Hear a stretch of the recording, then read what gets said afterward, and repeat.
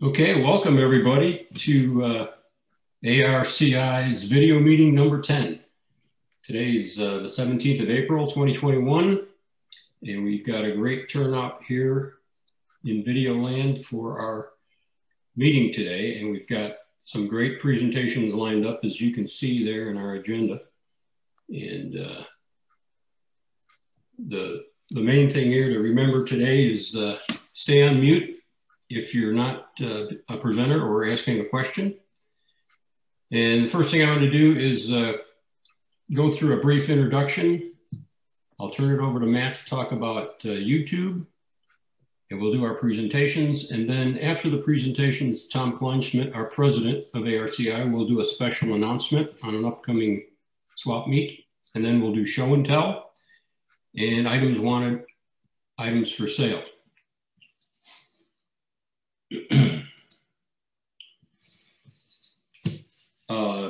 As I said, it's a great turnout today. We've got people from all over the country. Many clubs have joined in. It's really a great thing that people come from all over the country to attend this.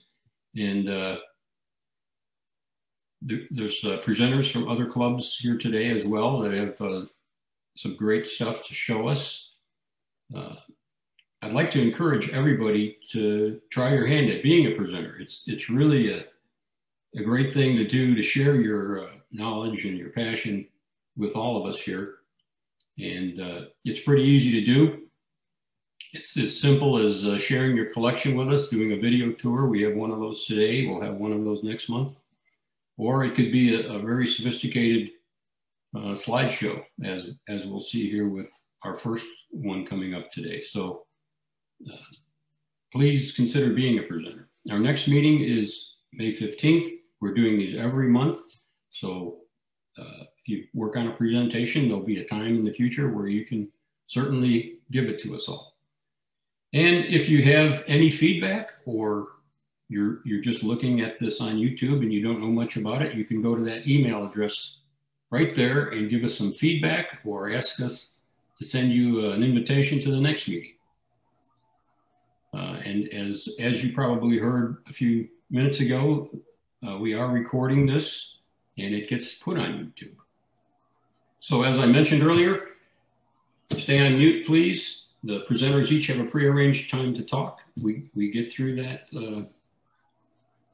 presentation time, and then we have a show and tell time where you spend 1 to 3 minutes talking. So I'll do my best to try to keep the meeting moving.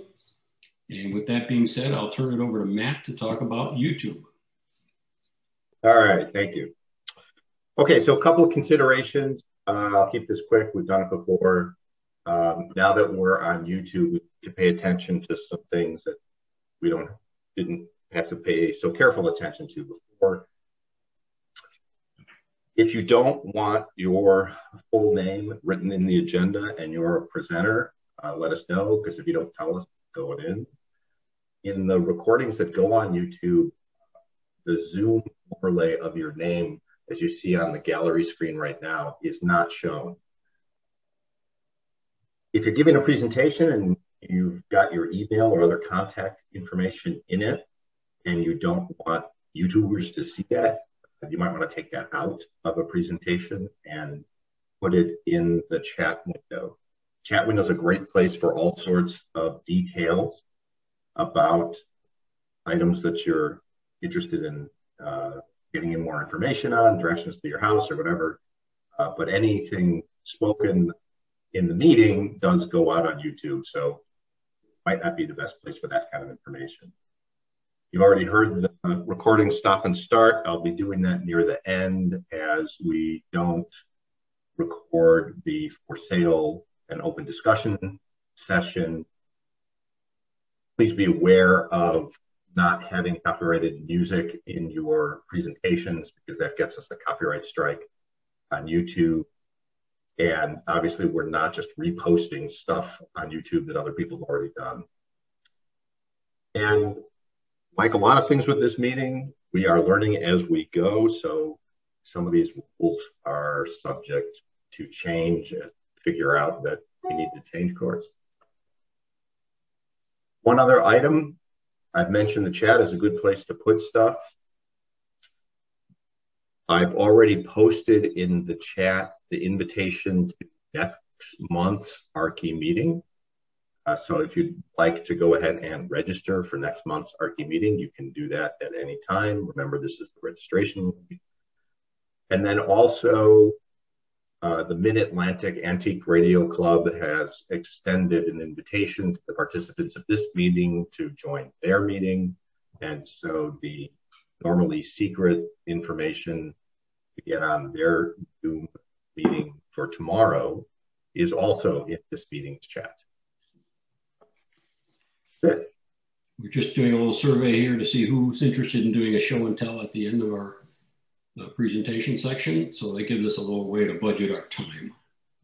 Quick question for Matt. I noticed we're seeing closed captions this time. Is that going to be a regular feature, or how's that? It is. And the way that works is if you click on the live transcript button, you can disable them if you want to. It doesn't affect everybody else. It's only you. But they are available if you want them. Okay, well, we've gotten very used to watching a lot of our television shows with closed captions, but I end up with eye strain by the end of the evening. I understand. Well, it looks like the poll is pretty much completed. And we got 3 show and tells set up, so that's good to know. So thank you, Matt, for doing that poll. And so now we'll start our presentation section. And our first presentation is by Robert Lozier. And Robert has presented before. And all I can say about Robert's work is it's museum quality, historian type caliber stuff. And we're kind of fortunate to have someone like Robert doing presentations for us, because this is really good stuff. So without any more being said, I will turn it over to Robert Lozier. Thank you.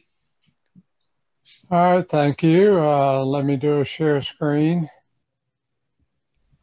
Vintage radio related item with little known facts or lore. The category for this topic is 1920s American-made broadcast receiver. This is my 2015 recreation of a glass-cased tuned radio frequency receiver design of 1926. Glass-cased radios were made for commercial radio exhibitions, as point-of-sale advertising sets in radio stores. Even a very few brand-name radios came in glass cabinets. And amateur builders, ranging from the determined but unskilled maker to the stunning work of master machinists, were proud to exhibit their enthusiasm for this new radio technology for the American home, ranging from an elegant little 2-tuber to a monster superheterodyne outfit said to contain 18 tubes. In all, there were never more than a few hundred sets made, and only a handful of vintage sets survive today.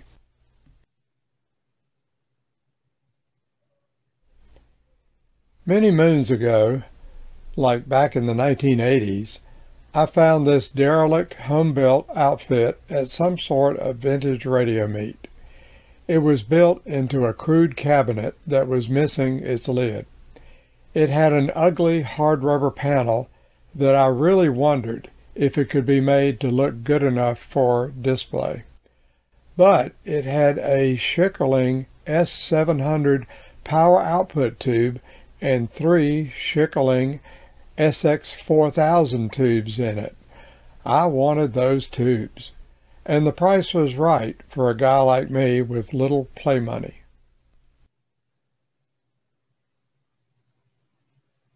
It has RF transformers of a style I'd never seen before, those unique Rimler tuning capacitors, red sleeve Cutler hammer tube sockets, Brentwood adjustable grid leak, amperite filament ballast resistors, beautiful Keras harmonic audio transformers, Allen Bradley ohm carbon pile filament rheostat for the audio output tube, Allen Bradley Leak high-value carbon pile rheostat for volume control, and those cool Schickling tubes.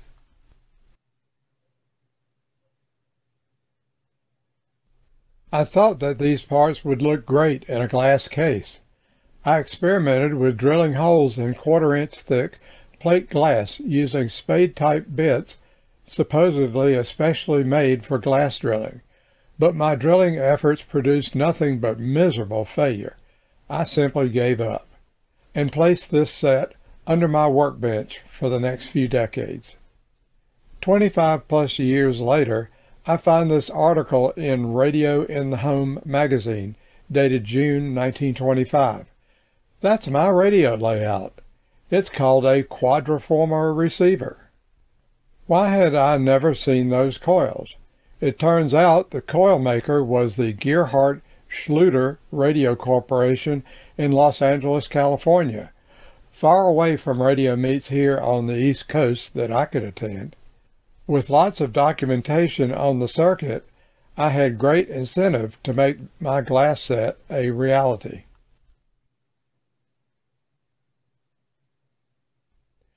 By 2014, you could buy diamond grit tubular drill bits for stone and glass at any big home improvement center like Lowe's or Home Depot. The best lubricant is supposed to be automotive antifreeze, although the instructions could not tell you that for liability reasons. I made this dam to contain the coolant. The plywood ring applies pressure on a foam rubber toilet tank gasket. The front glass panel has 12 holes. The safest way to drill is to drill halfway from each side. Otherwise, you will get breakout. Unless you are using a milling machine with positive Z-axis feed, that is. I finally had a drilling technique that I thought would work for me in my shop.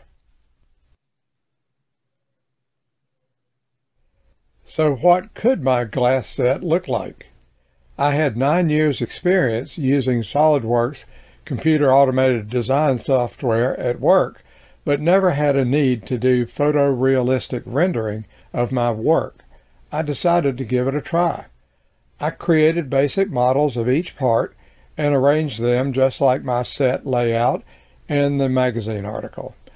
I pretty much let the rendering defaults of the software do their thing. Pretty cool, eh? On retiring, I really hated that I no longer would have access to a SolidWorks seat license.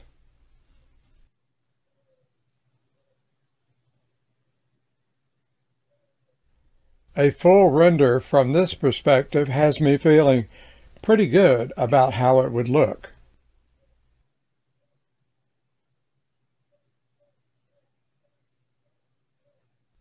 I wondered how it might look if it was on top of a battery box like the Greeby MU1 dry cell set.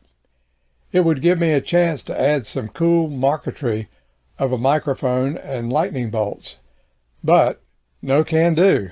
The Schickling tubes found with the set need a total of 1.5 amperes from a 6-volt battery and a B+ of 135 volts plus a little 22.5 volt C-bias battery. Proper size batteries for this service would not fit in this base, which is already getting proportionally too large.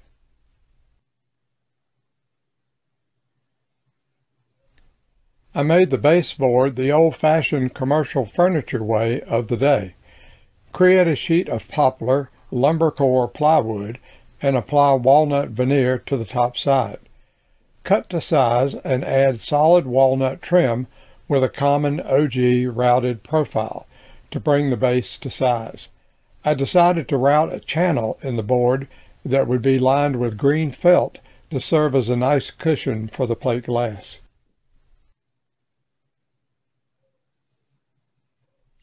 By making brackets for the Remler tuning condensers, I saved having to drill 12 additional holes in the glass front panel. Making aluminum corner brackets for the glass panels was a fairly simple task. Decorative washers, available back then, were also created in aluminum. Red fiber washers were made to cushion the glass mounting holes.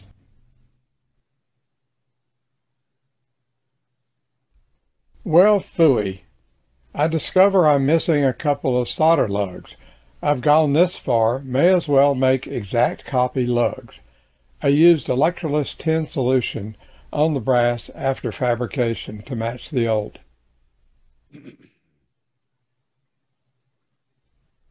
Time to assemble and wire.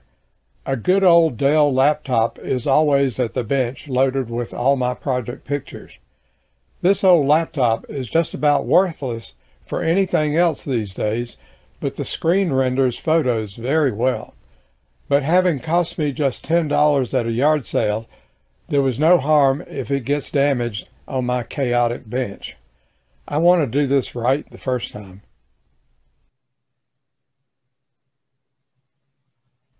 The controls were not labeled on the old panel, but that would not do for my recreation. This is the only glass-cased radio I will probably ever make, and since the original circuit builder is unknown, I thought it would be okay to brand my recreation with tags like these.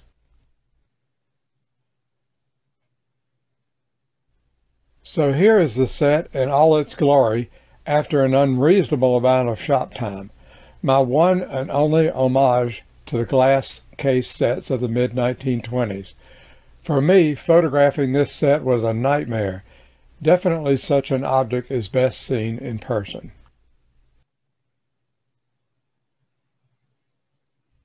Again, I've gone this far, I've got to use cloth-covered rubber wire for battery connections, bundled into cables in order to save on hole drilling. I did not think I could cut a slot or notch in the glass to access connections that way.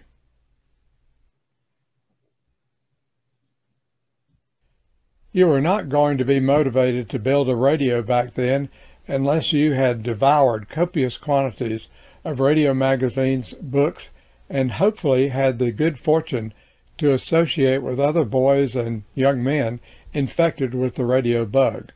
With a transparent radio cabinet to show the interesting components inside, I thought I should reveal all the other radio-related parts necessary to make this a useful device in the American home of the mid-1920s.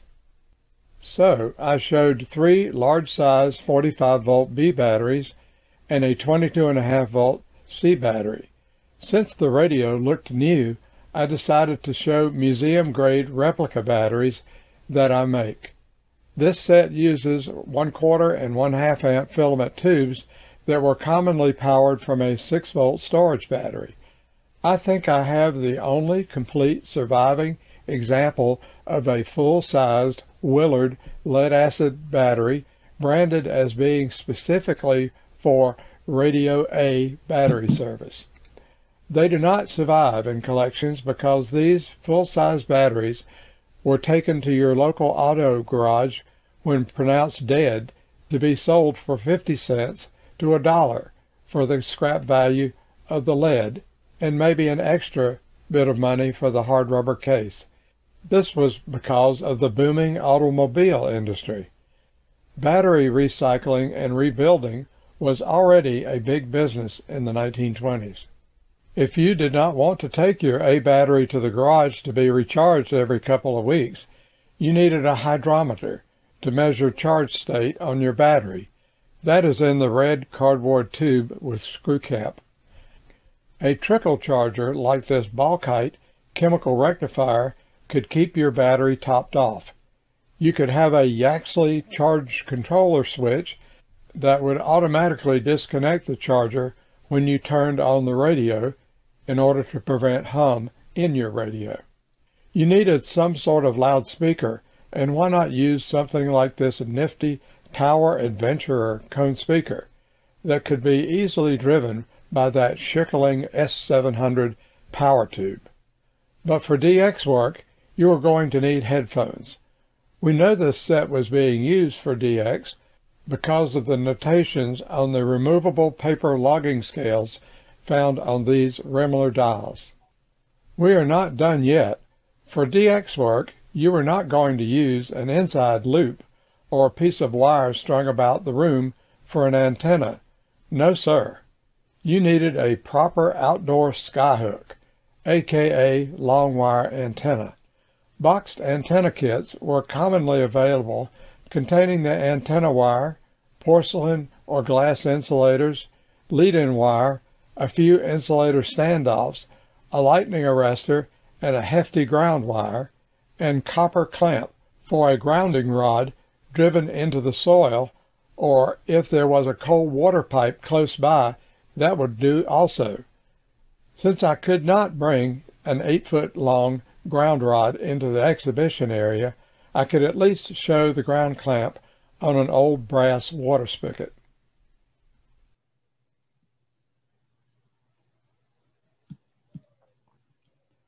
All right, so there you have it, my presentation for the day, and I'll turn it over to Tom for direction of another, unless there are any questions. This is Ed Tasek, Robert. Not a question, but I had to laugh a little earlier when you showed the Greeby MU1 battery. I went to Marquette University up in Milwaukee, otherwise known as MU, and there was a Greeby bakery up there. So when I saw Greeby MU1, I thought, all right. Brian Bellinger had a question in the chat. Brian, I was just wondering how you got those dials to look so nice. The dials were cleaned up so they look like brand new. How did you manage that? I don't think they had any real problems. Call it lucky. Two of the 3 dials had those cardboard logging scales over the top, so they've been protected pretty well. But even the one where there wasn't a logging scale on it, I just got lucky on that. Any other questions for Robert? Robert, I understood you to say you made the outside labels that you affixed to the glass. How did you make those? Just a kind of a brief explanation as to the process of making those. It's really brief. I just did the graphics in Photoshop, and there are lots of other free graphics programs like InfraView and I forget the names of the others, but I just created that image and went to my local trophy shop, and the guy there did them with a laser printer and charged me like $15 for the labels. So Okay, that was a no-brainer. Nice job. Very cool. Robert, is wow. Goodwin asks what kind of glass was used? I had collected pieces of glass at yard sales and things like that over time, and let's see, I needed 1, 2, 3, 4, 5 good pieces of glass there. I had 9, and that's 1/4-inch thick, untempered plate glass. And I have never attempted to cut 1/4-inch plate glass. And I have to tell you that a few of those sheets that I had died in the process. Well, that was an excellent presentation. All I can say is wow. I like the part about how you put it under your bench for 25 years. So that gives me a little bit of inspiration on all those things that have been sitting under my bench in the basement. But how long did it take you to do that once you started working on it after 25 years? Probably, I never do anything quickly. So it was a winter of 2015 or 2014, 15, say 3 or 4 months but not continuous work. That's pretty impressive. That's If I had to do this for a living, I'd be dead pretty soon. All right. Are there any other questions for Robert? I just want to mention to Robert, I think that was fabulous what you've done. And I also enjoyed your article about the electrodyne in the latest ARCI. Yeah, I haven't seen that in print. I finally joined ARCI. Hopefully I'll get to see it enshrined in paper pretty soon. I had a quick question. How did you get the edges of the glass so smooth? I mean, you finished off the edges so beautifully. How do you do that? I just use a carborundum sharpening stone, and just like I say, I don't do anything quickly, so I just methodically soften the edges with a knife sharpening stone. Okay. Well, that was great. And we look forward to hearing from you in the future. Robert, I think we would all enjoy that. So great job. And we'll see you soon in our video meetings. The next presenter has presented at these meetings before. He gave us a great presentation on his RCA radiola collection, and it's Charlie Wright, who's now going to give us part one of his collection. And without any further ado, I'll turn it over to Charlie. Thank you, sir. Do recall this is an amateur presentation. Let me give you a quick rundown of my history so you kind of know where I'm coming from. Even in grade school, I messed with electrical items, and when we'd go to family members' houses, I'd take all the old appliances and tear them up to see how they worked. And finally got to where I actually fixed things. In high school, I'd gotten into repairing radios and TVs, and I had like 40 customers that my mom would tell me every day when I got home from school who I needed to go fix their radio or TV. I had a tube tester that I built from a kit, and a tube caddy I built myself because I couldn't afford one. So I worked part-time at the radio station here in St. Joe, and then later in their black and white television station. And we had a recording studio, me and a buddy set up in my parents' basement with a record cutter, and we'd get the local bands to come and record their music in my parents' basement, much to their demise. In college, I worked at the commercial station at the University of Missouri, which paid for my BSE degree from there.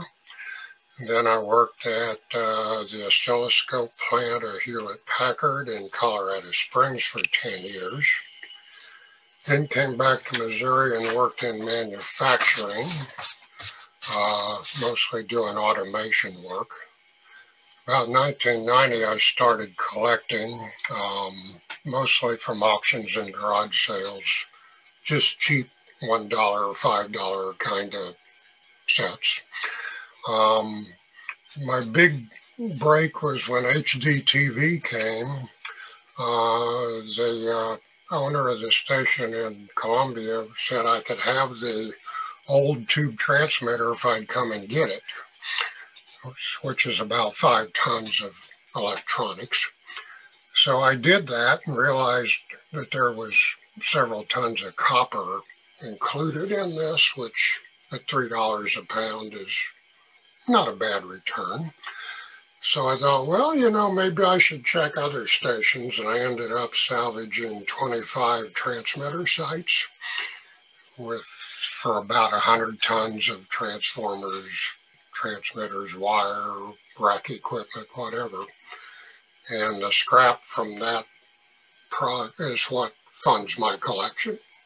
So I have no budget for my collection other than scrap metal. So my wife is pretty happy about that. So I've built my own buildings on our property. I've got 1,200 square feet for the collection that I'll be showing. Another 1,200 square feet of overflow, and about 3,000 square feet of various electronic apparatus. So the last radio I just numbered is number 618. So that's what's in the collection. I do have a spreadsheet that has model, make, date, tubes, and location codes of each radio, and a unique number for every radio that's on a card in the radio so that anyone could identify any radio in the collection. I have not put the collection together by brand, but more by size, because I have limited space, so any space on a shelf bigger than 2 inches is wasted. So I would put the radios according to the spaces. So that's how I've done it. Presently, I get radios from either Kansas City, Chicago, Iowa, or the Texas auctions, and very rarely from eBay. So on that behalf, I'll see if I can share my screen here. And please do, if you have a question, I'm going to show 45 slides here, so I'm going to go rather quickly. I'll point out a few items in each slide. If you have a question, please ask me while that slide's up or very soon after, because I don't have a good way of going back to slides that are way earlier. I'm not that good at working with PowerPoint, so kind of bear with me on that. This first item is the one transmitter I kept out of the TV transmitters. It's an RCA TT6. It was the original transmitter in Omaha, Nebraska. It was 6 kilowatts, so rather small. That's in one of my storage buildings because it's about 12 feet wide. The wife allowed 1 or 2 radios in the house. This is one of them, the Radio Super 8, which I think is one of the very nicest consoles radio ever made. This is another Radio 64, which at the time had almost 5 watts of audio output, which was unheard of in the 1920s. Got a Kennedy 5 on top and a speaker on the bottom down there. Another in-the-house radio, my DeForest D10 with a Federal 141 and a Tombstone radio besides. Okay, now my radio collection's in 3 rooms, and I'm going to do room 1 today until Matt hollers at me that I've gone too long. So we'll start with room 1. I have, let's see, there's a Grebe synchrophase here, Federal Junior crystal set up there, Magnavox 1 tube amp, assorted horns and speakers, and various other. I didn't say it first, but most of my collection is in 1920s radios. There are a few 30s and 40s scattered amongst them, but it's mostly battery sets. This is one of my better sets. It's a Radio 7B. It's quite a rare set.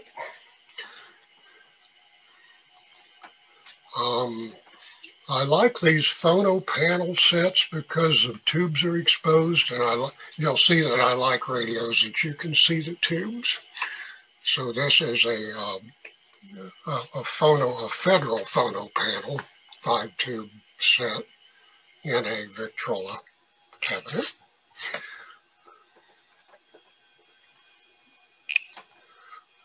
It's my Federal 61 with a nipper standing guard and my 18-inch Magnavox horn on top. Here's a Trago and a Federal. This is a row of mostly horns and speakers. I've got a little chalkware nipper display for displaying the new 78 records of the week at the store. Some more battery sets. As you can see, I tried to put them where I didn't waste much space because I don't have the space to waste. Another view of some of those radios.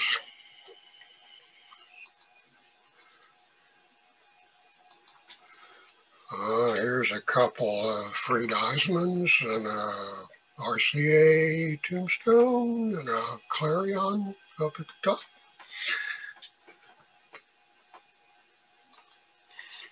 A few more assorted radios. Okay, here's a couple of phono panels here. These phono panels came with just a chassis, so I built these boxes to hold them so that they're displayable. Not quite the workmanship of factory cabinets, but passable, I guess. There's a Grebe CR18 down here and a Grebe RORN.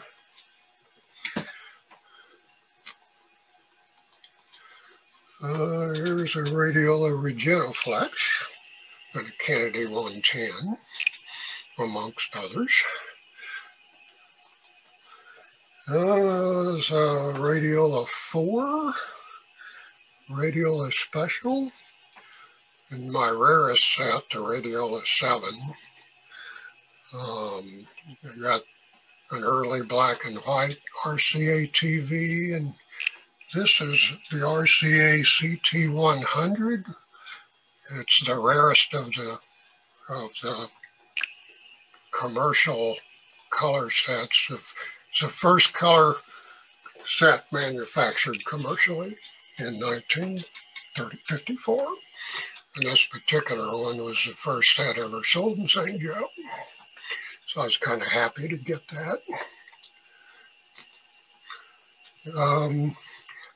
I wanted to show you here some examples of how I did my shelving. These I use door panels mostly, and they're supported by all thread rods. And that lets me move things around under the shelf freely. And of course, if I have a major change, I can just change the elevation by moving the nuts up and down on these rods. So it works very well. Let's see where we are here. Let's get my notes in order. Zenith 4R, Westinghouse RADA, Grebe CR8, among others. The opposite view of the same shelf, there's a Zenith 3R, Radiola 10, Kennedy 5,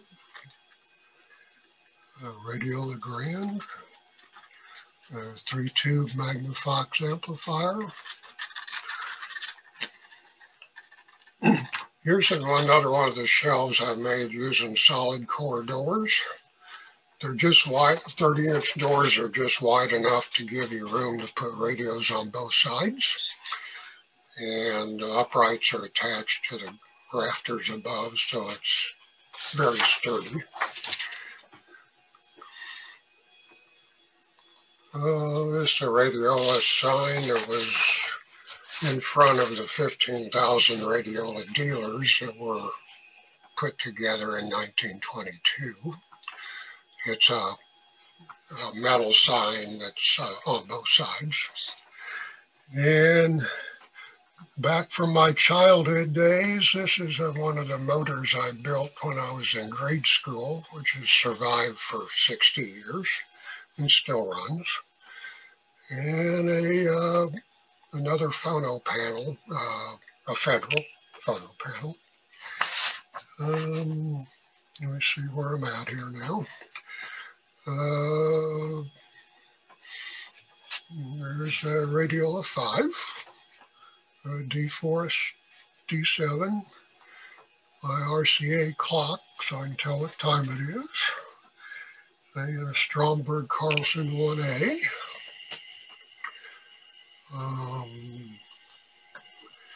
Was that a hornet's nest hanging from the ceiling? That is a hornet's nest that I'm quite a collector of natural items, and that came off our property. And yeah, it's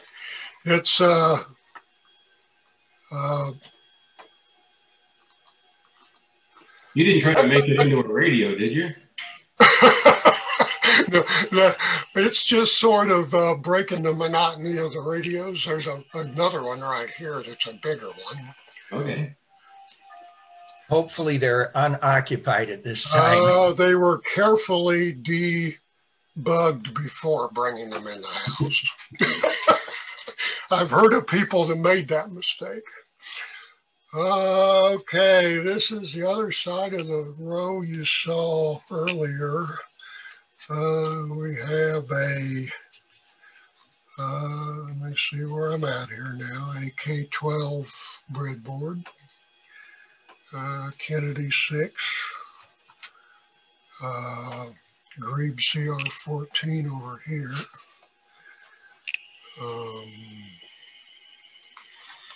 Another shot of that same shelf. It's a Michigan MRC3. The Kennedy 220 with the 525 amp. Fried Eisman phono panel right here.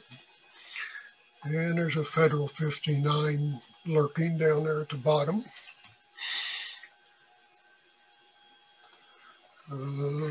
Opposite side, I've got another Super 8 sitting there, other than the one that's in the house. There's an RCA tapestry speaker. Here's some more of my hanging from the ceiling shelves to let me put the consoles underneath and move them around. And that's worked out very well. The opposite side of the shelf you just saw, we got where am I? Let me get straight here.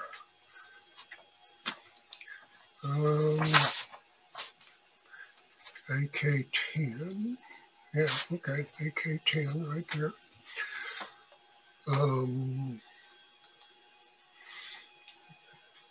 This is one of the Radiola consoles. Kennedy console here. The GE Cathedral hanging out up there at the top.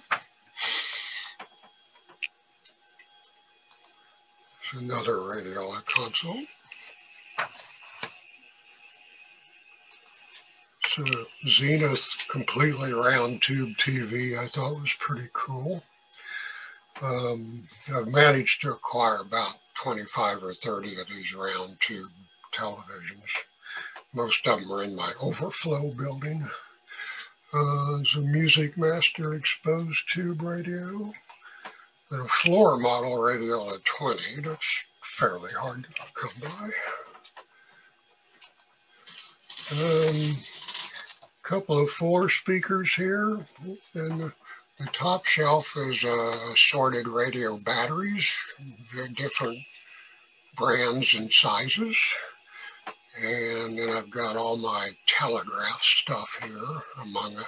It's quite a menagerie of stuff. I've got a couple closer up pictures. Actually, there's keys and senders, and there's an RA, there's a Radiola RC there. Radiola Junior crystal set, the first set I ever had in the collection.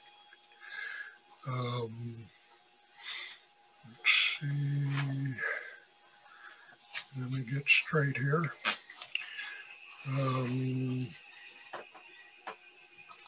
Another view of the same shelf with all the assorted small stuff. There's my Westinghouse column radio with a speaker hanging out on top. Hey. You got a Dresner shortwave converter and an All-American. We're almost done. There's a Kennedy 5 console. I've never seen another one of these. AK-55, Tusca 224.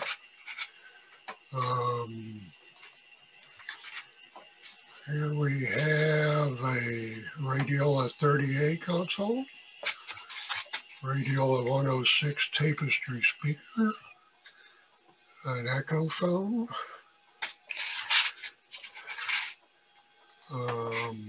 Kennedy 15, Radiola 20 phono panel, Zenith console, and a Tusca Superdyne.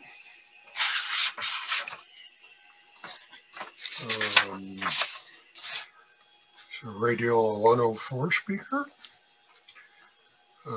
G Tombstone down on the ground. Nope, sorry about that. G Tombstone on top. There's an AK-30 and a cabinet with a speaker. My Radiola 26 with a battery box. And this is my guard deer that watches over the collection. Since I don't have a dog. There's a Paragon, let's see, guard deer, okay, last picture. Paragon A2 amp, Radiola 6 up here. And an image orthogon from the black and white TV cameras I ran in high school. And that is all of room 1. So, are there any questions? Yeah, Charlie, how many, I think you may have indicated, but how many years worth of collecting does this represent? And 2, are you finding it harder to find radios of this era now? About 35 years for the first answer. The second answer is it's becoming almost impossible for me to add things that I don't already have. I have about 10 items I'd like to get, but they're all very high-end sets, and I'll probably never get them. I don't even see sets at the radio auctions now, the club auctions that I need. So I'm only adding 3 or 4 sets a year to the collection. Okay, well, thank you. It's a really impressive and interesting collection just in room 1. Thank you. Yeah, that's great, Charlie. I'm in awe of the size of room 1 and the number of radios in there, and I can't wait to see what you got next month. Room 1 was our rec room in the basement. I say it was a rec room. You got a lot of reps in lifting all those radios, that's for sure. So it's probably built up a lot of muscles. Yeah, some of those sets are heavy. Yeah. Well, that's awesome. Can't say enough about it. Well, okay. To keep us going here, Charlie, we'll say thanks again, and we look forward to your next presentation coming up. And by the way, anyone that's in the Kansas City area is welcome to come by and see the collection. Oh, that'd be great. So I had a question for Charlie. Yes. What is there a plan that you have for your collection? It's just so immense. It's amazing. Well, a good friend of mine in the Kansas City Club is setting up a museum in Topeka. Some of it could end up there. Otherwise, like I say, I've tried to keep this documented well enough that if someone like Jim Sargent or something is asked to sell it at some point, all the information is already available. It'd be great to see it in a museum or something like that and share with the rest of the world. Well, I think some of the better pieces will in fact end up in that museum. But in the meantime, he's invited you down to go visit, so he's not far off. I have 3,000 square feet of electronic components too, so if anyone needs anything, I've got it. If anybody has a Radiola 9 that they want to share with him, he would be more than happy to tour his. Yeah, I'll trade anything I own for a Radiola 9. Well, other than my other radiolas.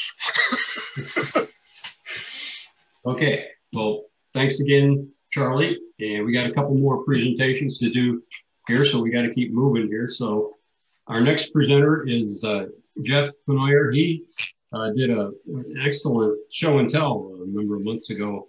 And he's agreed now to do a presentation on restoring an early car radio. So I'll turn it over to Jeff.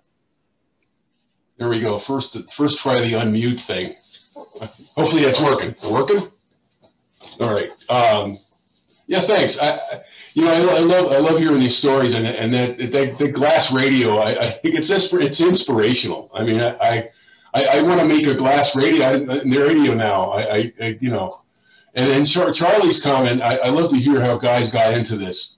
For me, it was similar to Charlie. I mean, I basically in the 60s, I was one of the original garbage pickers. In fact, I remember, because nobody used to do it back then. And I lived out in New Jersey, and we had spring cleanup. Maybe I think we might have had a fall cleanup, and everybody put everything out. And I took my little wagon, my kid's wagon, and I'd start loading it up. Basically anything with a plug. And so taking everything apart, and I love what he was talking about, the transition of going from just tearing things apart and learning about them to actually fixing things. So for me, it was so many people throw out the All-American 5 radios, and I started, of course, those are easy to work on for me now, but back then it was trying to fix those, and televisions, and people throwing out televisions where the plug was broken. And you put a new wire on it, the TV works, and it was a miracle, right? So I love to hear that. So today, last time I talked about that hybrid set from the late 20s, the microsynchronous RCA with the variable capacitors, and I had another one that was really unique, and I thought maybe you guys might find it interesting. I haven't worked on too many car radios. I've only had one or two, and usually the ones I've seen are they're full of rust and mouse nests, and so you're really kind of difficult to work on. But this one there, I'll start sharing the screen. So I have a friend. His name is George, and he and I, well, like Ed and I, we worked many years together at Abbott Laboratories. Ed, you may remember George Lamb. I don't know if maybe you're on mute. But so George and I worked together for years. I've been at Abbott for going on 35 years now. But George retired, and he came to me and he said, "Hey Jeff, I know you work on antique radios. Would you be interested in looking at one I have from my 1936 Auburn?" Right. So This is George with his Auburn. You look at this car, huh? And I got to he took me for a ride in it. I got to ride a few miles with him. It's got an inline eight-cylinder engine, and it's just gorgeous. I mean, as you can see, amazing car. So he says, you know, can you potentially work on this on this radio? And what I told him was, I said, you know what, George, I'll give it a go. I said, I'll open it up. I'll take my time with it. I'm going to do my best not to break it. And I'll make sure that I'm methodical about it. And basically, of course, he's my friend. And many of my friends, I say, I'm doing this just for parts and the fact that I just love working on radios. So, so I started doing that. So I looked up a little history on car radios because I didn't know much about them. They're really the first ones where people just had, you know, in the 20s, they had portable battery operated sets. Well, portable, right? You were talking about how heavy they are. No vibrators were used or anything to generate the B+. They just had the standard ABC and C, sometimes C batteries. The use of vibrator car-mounted radios, you know, antennas limited, initiated the really car phase. Let me get this. I got our pictures there on the way. This car radio was about $44 in 1934. I found an advertisement for one. The current cost would be $873, right? And in 36, I started looking at cars to see what they sold some of these cars for. Now, the Auburn was maybe a little bit higher end, but it was around $800 for a car. And so the radio would have been about 5% of the total cost. And if you bought a $40,000 car today, that would be a $2,000 radio. So it tells you, just to put it in perspective of, you know, this was a luxury, right? When it first came out, like a lot of things, technology is a luxury. They first started mass producing them in 1930, around the 30s. The Philco Transitone, the Delco Radio Corporation, you know, for GM, and a few others. And by the way, I pilfered this information directly from Radio Museum, and so I have the credit on the bottom and the URL for that. Initially, the car batteries used just to heat the tube filaments. There had to be another box to accommodate dry cells for the anodes, the B+. It was soon replaced by generators, dynamotors, and so on, followed by power packs with vibrators and rectifiers. And then came the synchro vibrators with self-rectifying properties that made the rectifiers redundant. And all these components interfere with radio reception, which in turn necessitated specific measures to counter that effect. So, which makes sense. And I don't know if any of you guys, I think some of you guys were into ham radio. I remember talking to some of my ham radio buddies. I'm a ham radio operator myself. And they told me about how they used to have these tube-operated radios in their vehicles, and they had to have one of these dynamotors in the trunk to run the radio. So I don't know if anybody's experienced that. Of course, those radios use a lot more current, right? When you hit transmit, like my ham radio in my car, I have a 2-meter radio that's hooked up directly to the battery because when you plug it in the cigarette lighter, it almost makes it red hot. So you can't do that. You got to take it off. So here's some pictures. I just found on the internet. This is the one on the left. Obviously, somebody takes a radio from their home, tries to put it in a car, and you can see the woman holding, looks like a loop antenna, and then you got an external speaker sitting on there, which I guess somebody had to hold on to as well because you hit the brakes and everything would fall off. And then, on the right there is one of the early car radios, and you can see there's a big black box, and of course it's heavy. It might weigh 20 pounds or so, maybe more, and that's mounted under the dash. And then you got a control unit here. I don't know if you can see the mouse. You got a control unit that's run by cables, mechanical cables. This one might have been different. The one I have has mechanical cables that you're for volume and tuning. This one, I just love this picture. Folks doing experimentation. Here's a guy that obviously in the 20s. He's trying to set up an antenna, which to me looks just like a clothesline, but he's got that set up and trying to pick up radio. Looks like on top of a mountain somewhere. So this is the radio, and George's. In fact, you can see the head of the radio it's beautiful. I mean, everything in this car is beautiful, and in fact, this is one from the internet. His is actually prettier than that. His was in even better shape than this. So he didn't give this to me when he gave me the radio, and I asked him not to. I said, I don't want something that pretty that I could potentially mess up. So you keep that. But the radio, I believed it to be a Crosley Romeo 103. That's where I got that price from. And the reason I think it's definitely the radio, as you'll see, is the box there in the lower left there is exactly what I worked on. So I'm like, this has got to be the right radio. And so I had to do some digging on the internet to find which radio is it, where's the schematic for it, do I have the right schematic? And I had to dig a little bit to get that. And I believe it was a Crosley Romeo 103. It actually had a label on it. You could barely see that it said Crosley on it, on the radio itself. Of course, it says Crosley here on this, which I didn't have that because George didn't hand it to me at the time. So this is the actual radio. This is the picture from the internet, but I wanted to show the cables from this thing. Again, mechanical.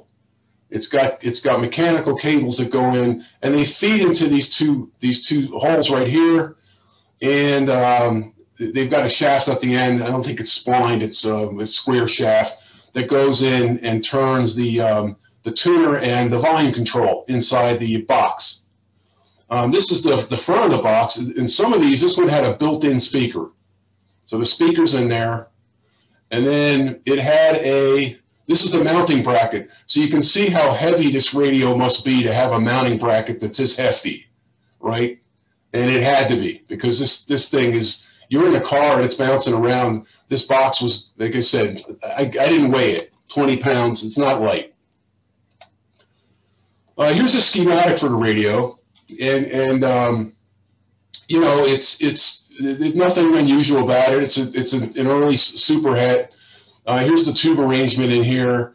You can see the synchronous vibrator. They have the schematic for it here on the bottom. And the cool thing about this radio was it was early enough. They did not make vibrators that pulled out of a plug, that were in a plug in the radio. It was built into the radio itself. And I have a picture of it.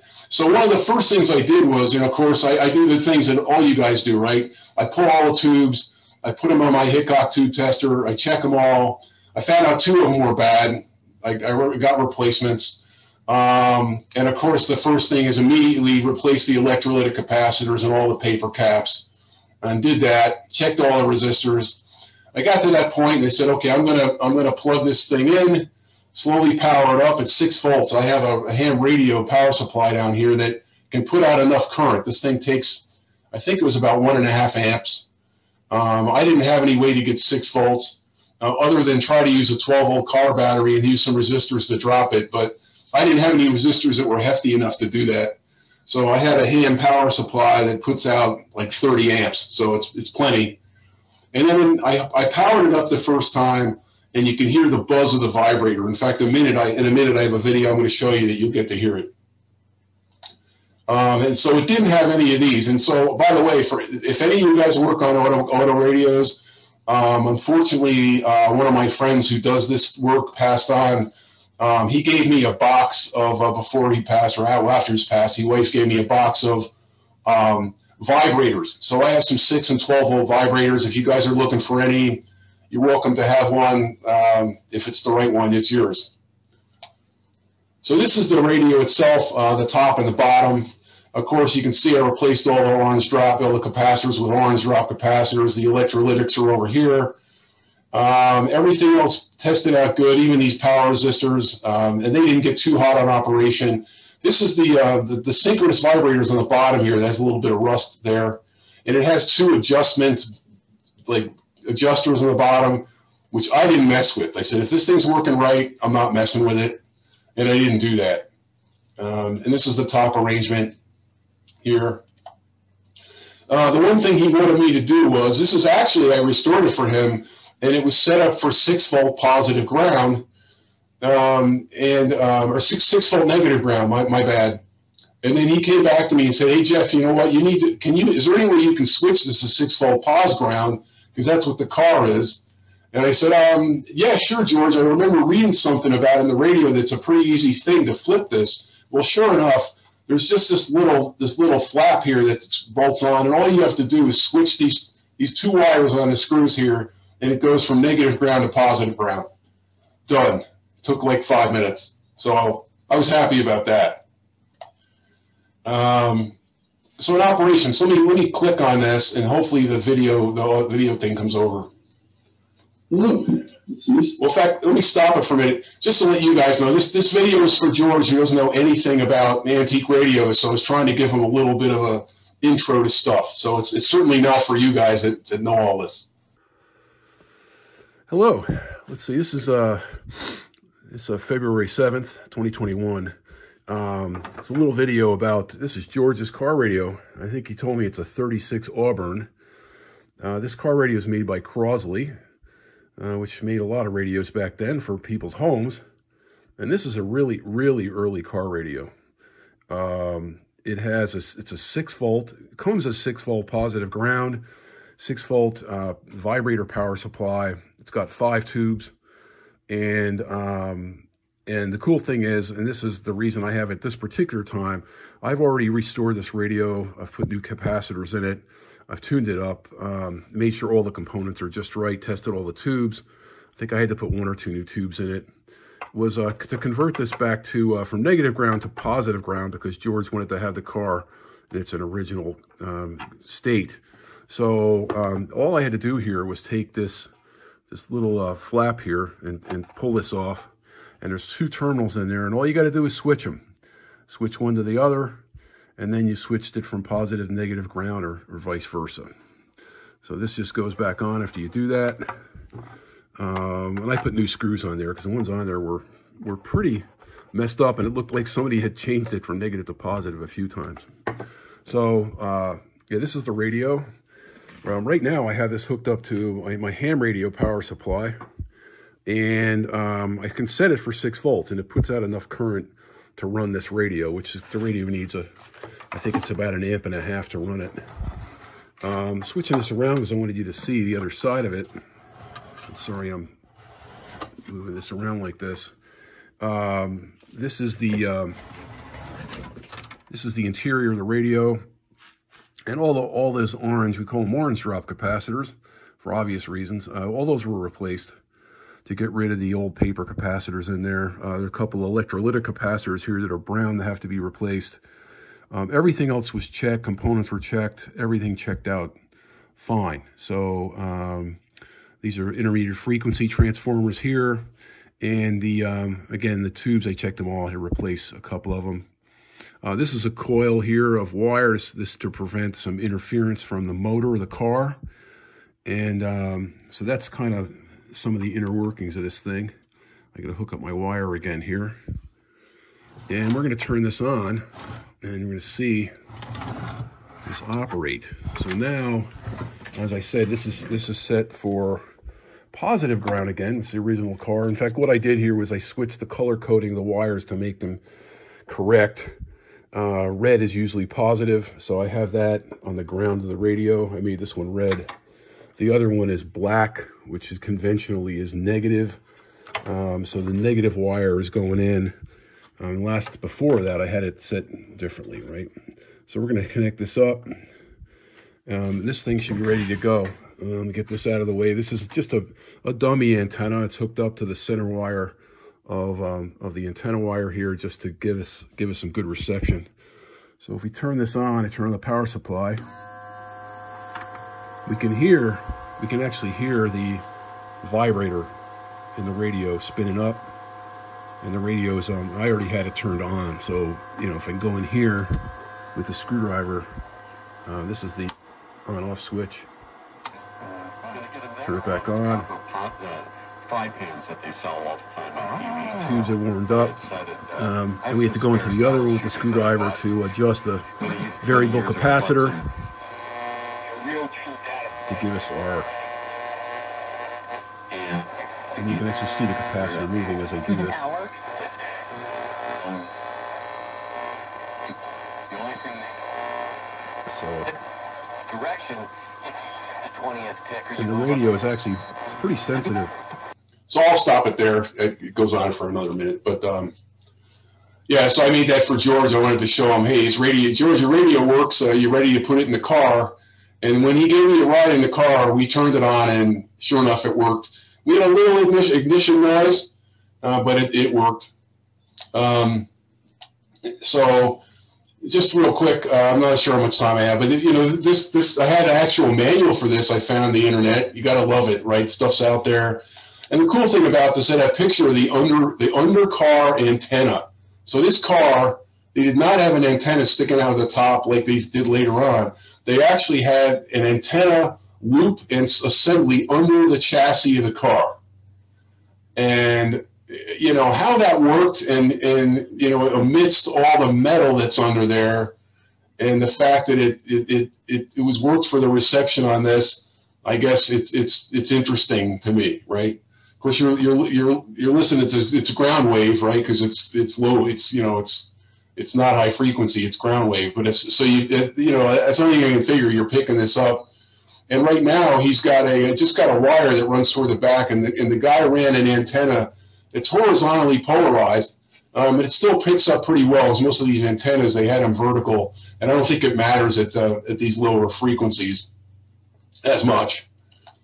And this is just some pictures of the head unit and how it ties into the radio that I was showing you before. It also shows you some different things that you might have done to, you know, you got a suppressor on the distributor. You have a couple of condensers in here, you know, condensers to reduce noise, and, you know, on your generator and so on and so forth. And it was pretty noise free. There was a little bit you could hear some of the cylinders popping a little bit. And that's all I had. So I'm going to open it up to questions. Well, thanks, Jeff. Questions for Jeff? Yeah, that's a very interesting presentation, Jeff. A couple of years ago, I did a radio for a man with a 34 Plymouth. It was a Philco Transitone, if you can see that on my phone there. Yeah. It looked like that. Oh. And it had the vibrator too, so a lot of what you're showing is very familiar to me. Here we go. Yeah. Yeah. Because Plymouth wasn't necessarily known for having radios in the car at that time, so it was a very rare option. I mean, I think it was a real luxury. I mean, the car, you know, it's a real luxury at that time to have a radio. And it was, and I was amazed at how well it worked. I mean, it was sensitive. It was, you know, good sensitivity. I mean, and yeah, I was pretty amazed at something that early that it worked that well. Jeff, you know, the advantage is that, you know, back when those radios were new, there were 5,000 watt stations. Now you're dealing with some that are up to 50,000 watts. So they work a hell of a lot better than they did back in the day. And most likely people were just listening to them in town. As soon as you got out of a city, you probably lost it. Yeah. I've messed with antique cars for a long time, and my brother has my dad's 38 Cadillac, and the antenna is under the running board on that car. So I think the idea had to do with appearance more than anything else. They didn't want that ugly antenna sticking out. Right, right. Okay. Yeah, I really wondered how, I would love to wire up one of the undercar antennas to see how much better that worked, if it worked better than what he's got. You know, yeah, interesting, right. Yeah, so here, you know, he lives out near McHenry, and so we were able to pick up, obviously, you know, WBBM in Chicago. There's a couple of strong stations. So. Well, that's very cool. Thanks. I learned a lot about car radios I didn't know, and the history there, that brief history, is excellent. And I'm very amazed that after all those years that the vibrator still worked without you having to mess with it. So yeah, it's very cool. I think to keep things going, we're going to get ready for the next presentation. But before that, Matt has a poll for everyone, basically to poll what your interest is for future meetings. We've got some topics here, and there's 10 things there. You might have to scroll up and down, but please select up to 5. You don't have to pick 5, but pick the things you're very interested in and would like to hear a presentation on. And that way we can get an idea of what our demographic is raring to hear. So.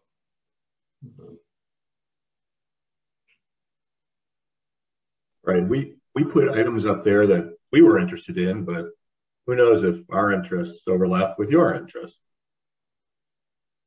The other note is if there's something else that you're particularly interested in and it's not on the list, just go ahead and add it to the chat. Our intent here is to try to steer this towards what we're interested in.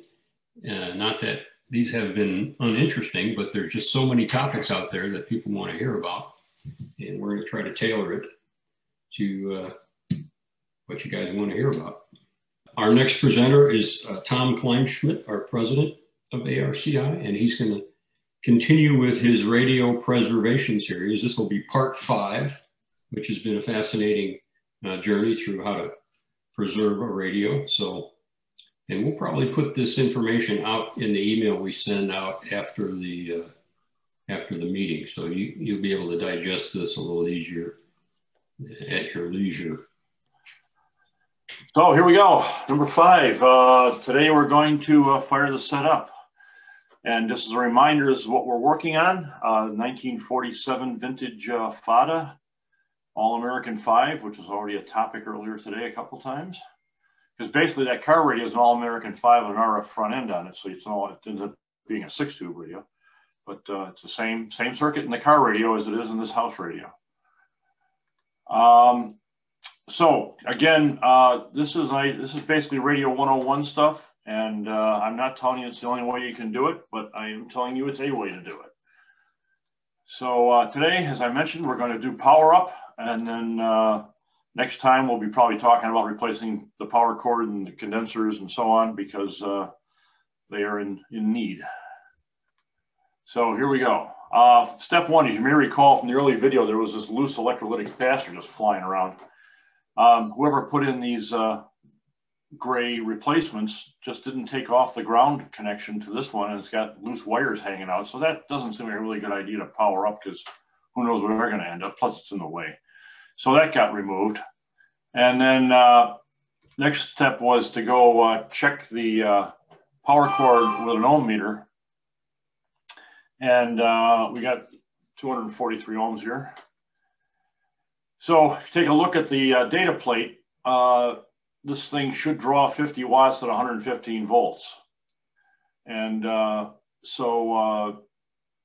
with the measurement I just had, that comes up at 0.47 amps. The reason I'm telling you about amps, because I'm just using Ohm's law here. And again, if I'm getting too techie on you, I apologize. But if you take the voltage rating divided by the resistance DC here, we're going to get 0.47 amps.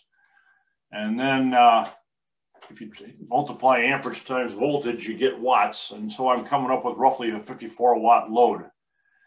So that's in the ballpark. So there we are. And usually things on radios, if you're within 20% either way, life's a good place. Sometimes it's more critical, but most of this stuff doesn't make that much difference. So then the thing to think about on this measurement is, first off, I'm doing a DC resistance measurement, but this is an AC-DC set, so that's somewhat legit. But under AC conditions, it may give you a different reading.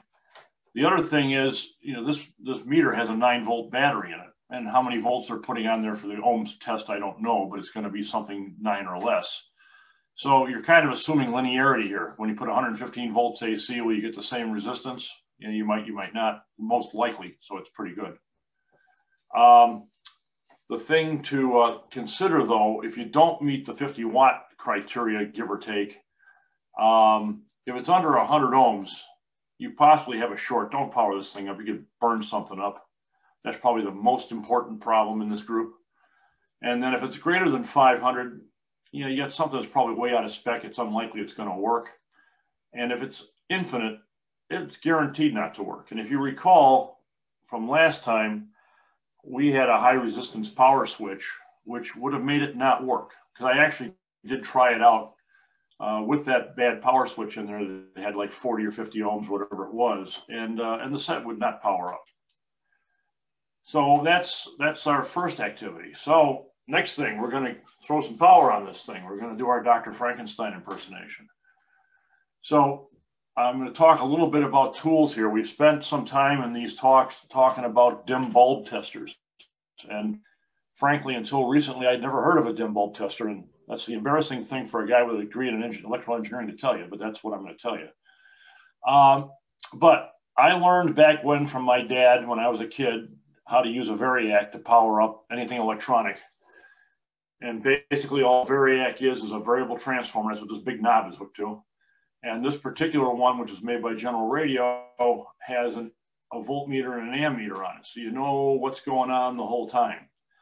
And I have two ranges I can set on this ammeter. I can set it to a 1 amp or a 5 amp, and this set's not going to draw 1 amp theoretically. It should be drawing half an amp or less. So the only thing you need to know is this is not a bulletproof test like a dim bulb test. If you've got a dead short, the light bulb lights and nothing really catches fire. With this, if you don't pay attention to what you're doing, you can have just as much catastrophic failure as you can if you plug it directly in the wall. So we'll talk about that in a second. So, but before we do that, if you've got a lot of variacs out in the world without meters on them, and if you use one of these guys, which are wonderful, by the way, these DC load meters, which I think Bill Cohn talked about a couple of months ago, these things don't turn on until 60 volts. Well, you could be drawing a whole lot of current before you get to 60 volts if you're doing the ammeter function on here. So you can't use one of these. Now, in series, if you don't have a variac with meters on it, you can take your multimeter and put it in current mode and put it in series with the line cord and get the same effect. So it's not like it's impossible if you have a standard standalone variac without meters. So here's how we're going to set it up. As I mentioned, we're setting the range to 1 amp, making sure we're at 0 volts down here.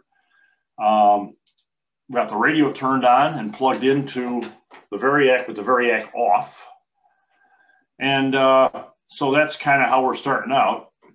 And then the next step is I cranked it up slowly and I'm watching the ammeter. I'm not paying a whole lot of attention to the voltmeter because it's going to do what it's going to do. But as you can see, we're at about 0.35 amps. And keep in mind, this is going to be a bit higher when the tubes are cold. As the tubes warm up, it's going to drop a bit. But if this thing starts slamming over here to the right-hand side, boy, crank this knob back as fast as your hand will let you crank it back. So that's where it takes your concentration, and it's not bulletproof. But I've been doing it forever. It's like second nature to me to do it this way. So again, I'm giving you an alternative. I'm not saying it's better than the dim bulb tester, but it works. So here we go. We're going to try this guy out.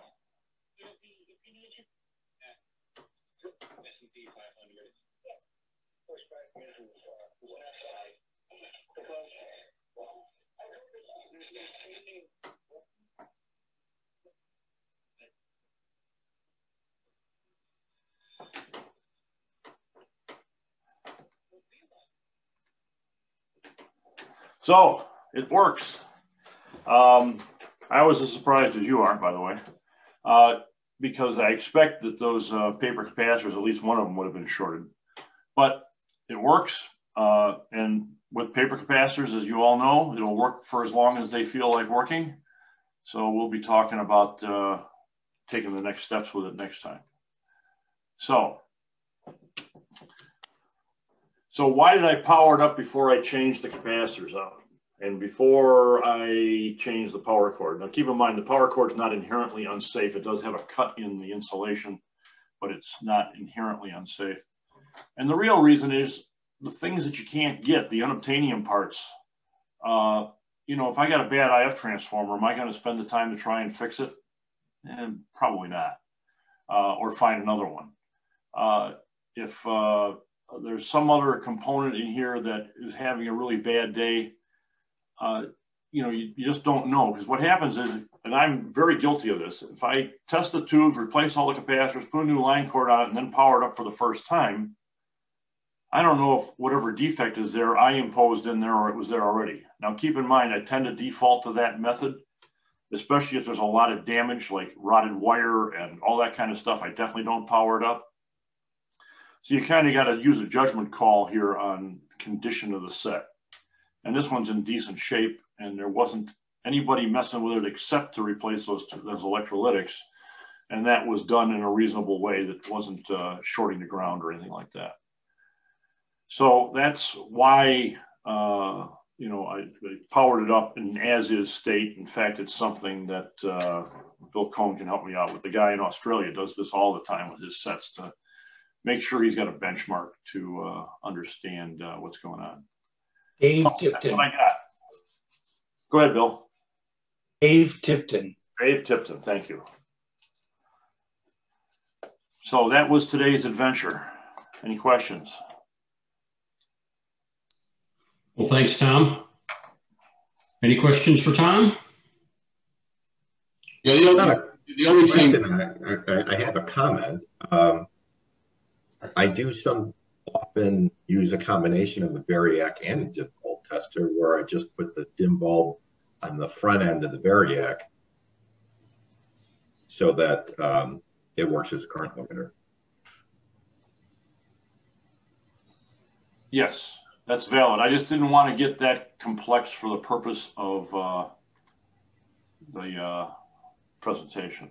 Plus, I don't have a dim bulb tester, so I'd have to go build one in order to do that. I guess the additional thing I do is I have somehow where I found in the past a nice big isolation transformer. I put that before my Variac. Yeah. So that I don't have to worry so much about that. You know, getting. Of course, I do the one hand behind the back thing, like all you guys hopefully do, but still, not taking a chance. Yeah, the ideal setup would be what Matt mentioned and you mentioned. The series would be you'd have an isolation transformer, a Variac, and a dim bulb tester all in a line. And that's the best of all worlds all put together. Because a Variac is not isolated from the line. That's an important point that Jeff made. They're what's referred to as an auto transformer. So everything's on the same side of the line. And so you don't get any safety factor there at all. So if the chassis is hooked to the hot side of the AC and you're grabbing a water pipe and you grab your chassis, you're going to be feeling some tingling.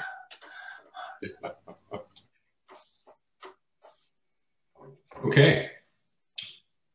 Well, that then concludes our presentation section. And those were 4 excellent presentations. I really enjoyed those. Those are awesome. And it really makes this meeting a fun place to be, I tell you. And now, Tom, while you still got the microphone there, why don't you give us the announcement about the upcoming swap meet? Yeah, well, most of you got this through our normal email distribution this meeting, so you would have gotten the announcement about the swap meet on the 25th. We've haven't had a swap meet since December of 1999.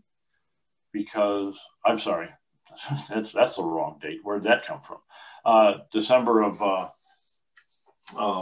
2019. Because our next meet would have been February of 2020, and of course that's when COVID hit.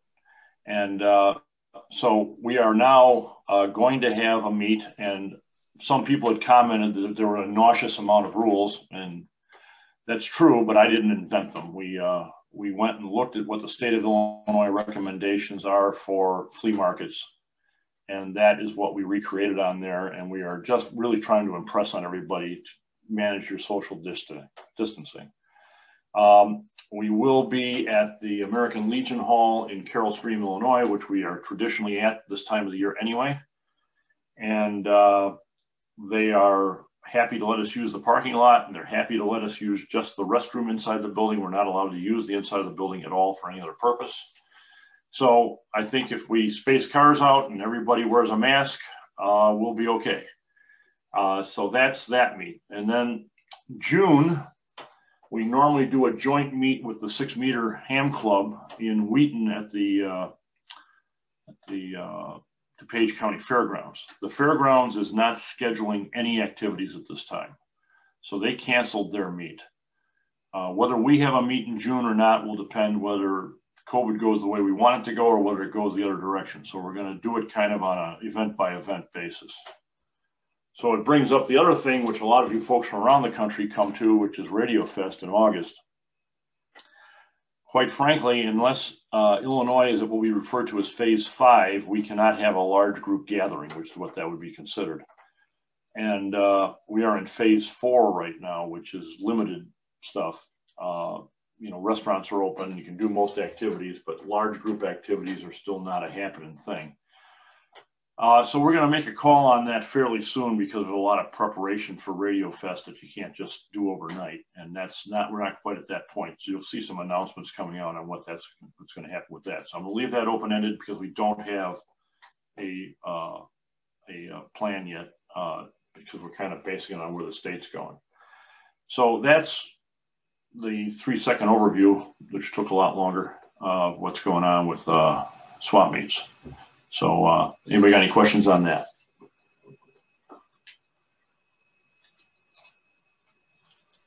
Okay. Okay. We can, we'll stay tuned on that, and a lot of you will be attending that next week. So that sounds like fun. We have one more poll here I'd like to show, and this has to do with being a presenter. Every video meeting, I always put out the call for people to join in and be a presenter. So here's a chance for you to sign up and share some of your passion and knowledge about old radios or what you've been working on or some interesting radio. It doesn't have to be museum quality stuff. We love to see what you're working on and how you do things and any aspect of your collection you want to talk about. So, and looking at the topics that we had earlier in the previous poll where we said, here's some various things, topics that we'd like to see the interest on. Those are some suggestions. You could see that a lot of people were interested in the history of radio companies, or a lot of people interested in interesting type radios, unique radios. So we'll combine the results of these polls, and we'll put that out at the in the email that comes after this. And so keep looking at the email, and if you come up with an idea for a presentation, just let us know at that email address, and we'd love to have you. It's been a lot of fun today, and what keeps us going and is you guys being presenters. So don't be afraid to step up and do it. I'll be ending this poll in 10 seconds. But you don't need to have an outbuilding for your extra radios. You don't need to have 600 radios to show your collection.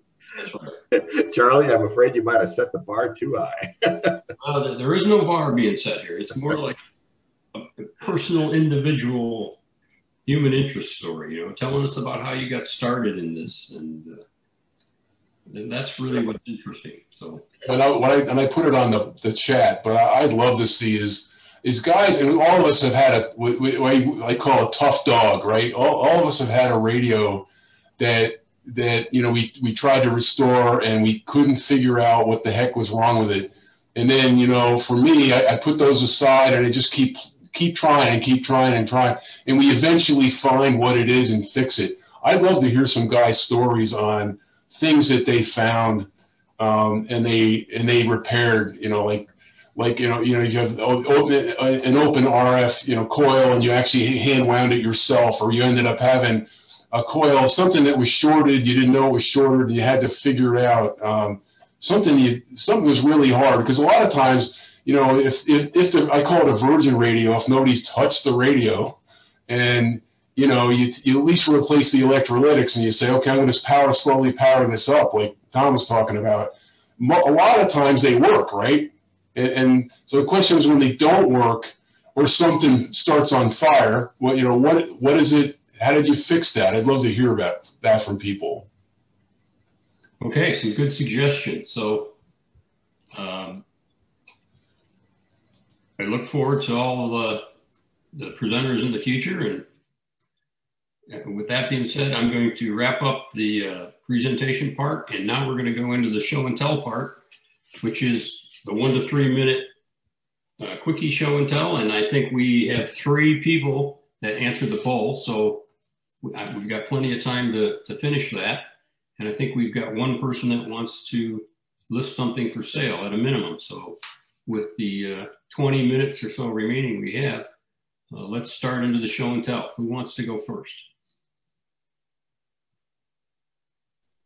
Well, I just have a brief recommendation for those of you who do wood cabinet refinishing and are looking for a good clear coat, something that isn't lacquer based and it's not real high gloss and not more semi-gloss, and it won't attack your decals, which is an important thing. It sprays nice and even. Found this stuff at Ace Hardware. I don't know if it's going to read backwards or not, but it's a Ace Premium Clear Finish Gloss Enamel, dries in 25 minutes. What I like about it, it's got a nice fan tip on it. You can get a nice even finish on it. It won't run. You can adjust it either vertically or horizontally, and gives a real nice finish. And like you say, you can find it at any Ace Hardware store. I actually did this silver tone console with that stuff. So that's just my little tech tip for the day, I guess. Thank you, Greg. Sure. Hey, Greg, could you put the information into the chat and I'll add it into the email blast? Sure. Sure, be glad to. Thank you.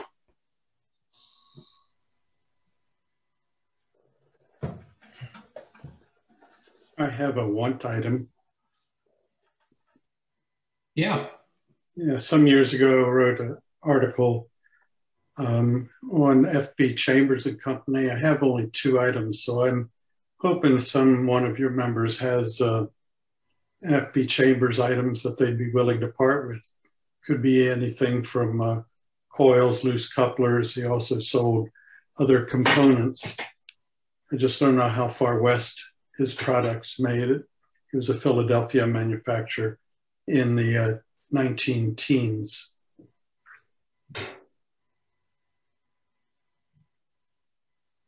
I put my email address in the chat, Bill Goodwin. Okay, if you have any specifics you want to put associated with that, Bill, that would be helpful too, if you want to just add that in the chat window. Okay. Thanks very much. At last month's meeting, someone showed a little gizmo for checking ESR on capacitors. And I've got a unit that was handed over to me from one of my radio club members because it's old, it doesn't work right, or it's old, it can't be any good, is the way he put it. Well, it's an EICO capacitor checker, and I found it works. It's done a lot of stuff for me. It will read ESRs. It's reasonably accurate on measuring caps to tell you if they're at least in range for repair work and things. And it will even do some reforming work for you. So what is the model number on this thing? Oh boy, I should have put on my reading glasses. A 950B. And the darn thing works. Does a very credible job with checking caps. If you reform an electrolytic with it, you can immediately go to the leakage test and see if it comes back good or still leaky. This thing has been on my bench for several years now and has checked a lot of stuff for me. And just thought I'd show it. If you see something like this, just because it's built in 1960 or even 1930, you know, Wheatstone bridges were accurate. So I am glad that I took this off his hands because it's done a lot of work for me over the last several years.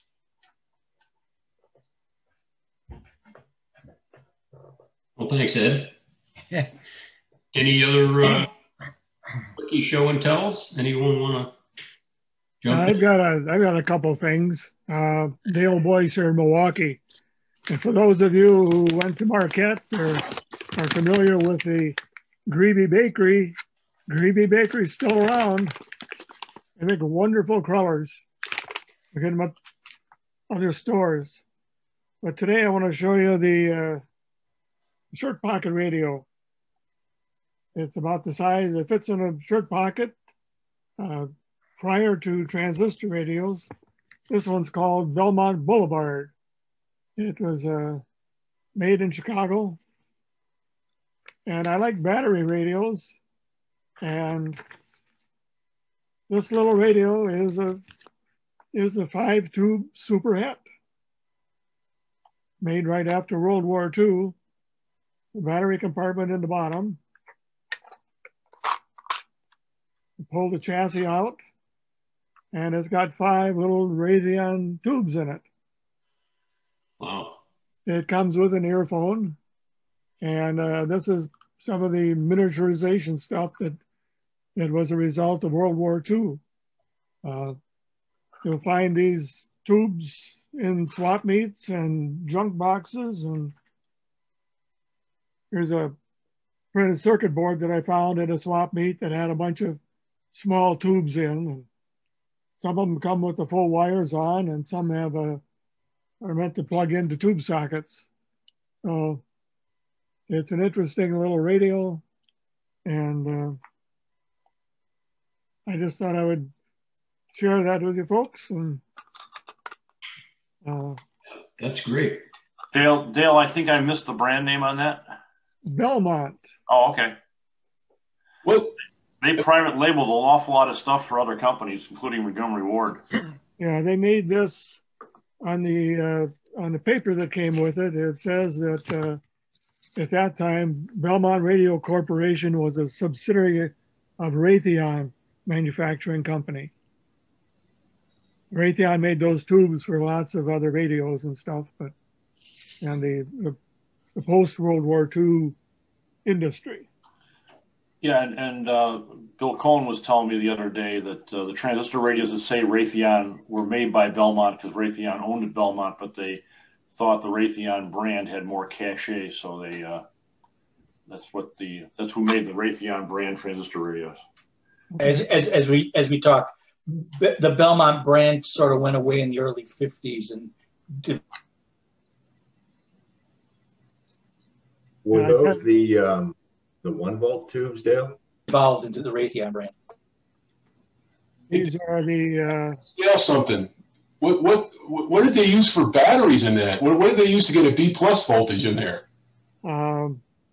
They used a little. I'm just reading here now. 22.5 volt B battery and a 1.5 volt A battery. Wow! And it was small enough to fit in that box. They fit in the cabinet. Wow! That radio runs with an earphone, not a speaker. Yeah, and I've got the earphone for it. That is so cool. I believe the 22 volt batteries were called photo flash batteries, and they're the same size as your standard 9-volt snap top battery for transistor radios. Okay. My wife has a tube-type hearing aid that looked almost identical to that. You would wear it on a harness on your chest, also manufactured by Belmont. I don't know if it's the same company, but it was from the early 60s. Yeah, the V battery had a terminal at the top and the bottom. So, yeah. Belmont Radio is located about 2 blocks east of Zenith on Dickens in Chicago. Yeah, the address on this paper is 5921 West Dickens Avenue. Zenith was 6001 Dickens. Oh, okay. So I worked there in the 70s. Yeah. Well, that's fascinating stuff. It's really cool, Dayle. My main collection is battery sets like Charlie's got, and crystal sets, and horn speakers and cone speakers. And well, we look forward to hearing from you in the future, Dayle. Yeah. Next month, I'll talk to you about the Briggs & Stratton radios. Yeah, we look forward to Are they 4-cylinder? Or no, 4-cycle.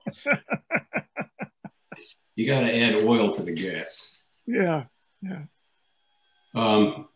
So we're just about 10 minutes to go here. Any other show and tells before we jump into the items wanted, items for sale? Yeah, this is Charlie Wright. I'm showing my T-shirt that the club in Kansas City made. It's got the classic Philco radio on the front and the back of the radio on the back. And it was a fundraiser the club did a few years ago, and I just thought I'd show it off. That's pretty cool. Okay, anyone else? If not, we'll move right into the items wanted, items for sale, and try to finish this up around noon.